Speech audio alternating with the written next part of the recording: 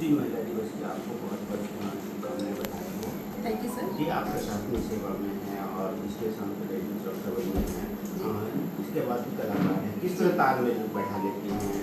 क्या कहेंगे आप? जी सर, ये सिर्फ सर टाइम मैनेजमेंट है। मैं इसके लिए बहुत कुछ मेहनत करना पड़ता है क्योंकि हमारा जो जॉब है आरपीएफ का वो 24/7 है। उसके साथ पंडवानी गायन करना नो डाउट बहुत सारी कठिनाइयों का भी मुझे सामना करना पड़ता है क्योंकि उसके लिए प्रैक्टिस चाहिए और बहुत सारी चीज़ें चाहिए आपको। ये एकदम टफ जॉब है और एक अलग तरीके का जॉब है और जब पंडवानी में आते हो तो सॉफ्ट कॉर्नर चाहिए, तो मेहनत बहुत करना पड़ता है सर इसके लिए मुझे। और सभी चीज़ें जो होती है टाइम मैनेजमेंट का ही है सर। जी, आप रेडियो सुरक्षा बल में किस तरह से महिलाओं को सुरक्षित रखते हैं? किस तरह प्रयास रहता है? जी। आपका? सर महिलाओं को सुरक्षित लगने के लिए हम लोग का सर एक हेल्पलाइन नंबर है 139, जिसमें कोई भी महिला के साथ ही कोई भी पुरुष, कोई भी यात्री हमको अगर उनका सामान छूट गया है और कोई प्रॉब्लम है, इवन एक बार तो एक बच्चे का दूध बॉटल बच्चे ने खेलते खेलते खिड़की से बाहर फेंक दिया था, तो महिला ने हम सबको संपर्क किया तो हमने उनको दूध का बॉटल भी अवेलेबल कराया था। तो हमारी कोशिश रहती है कि जो भी यात्री सफ़र कर रहे हैं वो हमारे परिवार की तरह हैं, तो जितना हम उनको सुरक्षा दे सकते हैं वो देते हैं सर। और साथ ही मेरी सहेली, हमारा एक चल रहा है प्रोग्राम चल रहा है जो कि आरपीएफ की ओर से जो महिलाएं अकेली यात्रा कर रही हैं, अकेले सफ़र कर रही हैं, उनको हर स्टेशन में अटेंड किया जाता है महिला अधिकारियों के द्वारा और उनको पूछा जाता है कि कोई प्रॉब्लम तो नहीं है, आपको कुछ हेल्प तो नहीं चाहिए।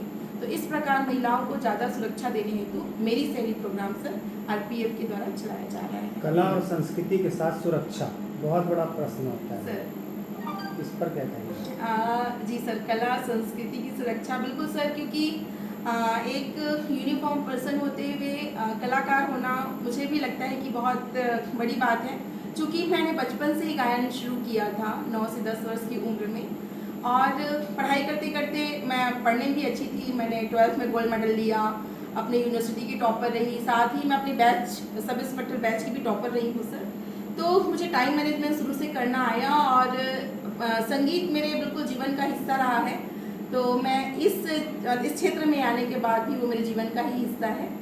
और बिल्कुल मैं फिर से वही बोलूँगी, टाइम मैनेजमेंट बहुत बड़ी चीज़ होती है। आप जैसा टाइम मैनेजमेंट करेंगे और कड़ी मेहनत, हर चीज़ के लिए कड़ी मेहनत बहुत ज़रूरत है। आपको शक्ति सम्मान भी मिला हुआ है और भारत सरकार की ओर से स्कॉलरशिप भी मिला हुआ है, क्या कहेंगे? Thank you sir. मुझे 2005 में मुझे पंडवानी के लिए ही फोक एंड ट्रेडिशनल आर्ट में स्कॉलरशिप मिला था और पूरे भारतवर्ष में छत्तीसगढ़ से शायद मैं एक अकेली महिला हूँ जिसे पंडवानी के लिए वो पुरस्कार मिला।